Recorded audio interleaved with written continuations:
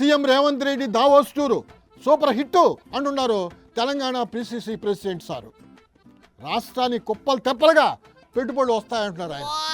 That is our talent అని భుజాలు కూడా జరుచుకుంటున్నారు. దావోస్ పర్యటన తెలంగాణకు ఒక ధమాకాగా చెప్పుకోవచ్చు. దావోస్ ధమాకా, అబ్బా టైటిల్ అదిరిపోయింది సార్. దావోస్ లో తెలంగాణ పెవిలియన్ వద్ద విపరీతమైన రద్దీ. ఓ సూపర్. 1,75,000 కోట్ల పెట్టుబడి తెలంగాణ కంటే ఆషామాషి కాదు. తెలంగాణ పంట పండిందనమాట. ఇంత పెట్టుబడి వాళ్ళ రాష్ట్రానికి వచ్చిందంటే విదేశీ సంస్థలకి, విదేశీ పెట్టుబడిదారులకి రాష్ట్ర కాంగ్రెస్ ప్రభుత్వం మీద నమ్మకం కదా.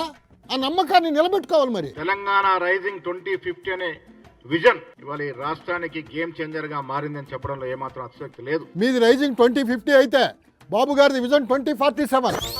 3 సంవత్సరాలు ముందే అయిపోద్ది. 10 ఏళ్ల బీఆర్ఎస్ ప్రభుత్వ హయాంలో రాష్ట్రానికి వచ్చిన పెట్టుబడులు 25,750 కోట్లు మాత్రమే. అంతేనా? ఆనాడు ముఖ్యమంత్రి కేసీఆర్ కూడా 10 ఏళ్లు కాలయాపన చేశారు తప్ప ఈ విధంగా రాష్ట్రం మీద ఎప్పుడు కూడా దూరదృష్టితో పనిచేయలేదు. అదిగో అక్కడ కిషన్ రెడ్డి సార్ ఉన్నారు.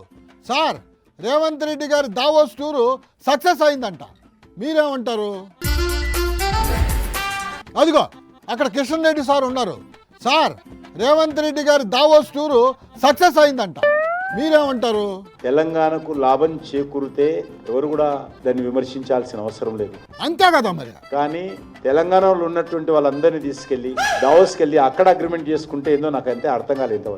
ఏంది తెలంగాణ వాళ్ళని దావోస్ తీసుకెళ్ళి అక్కడ అగ్రిమెంట్ చేసుకున్నారు?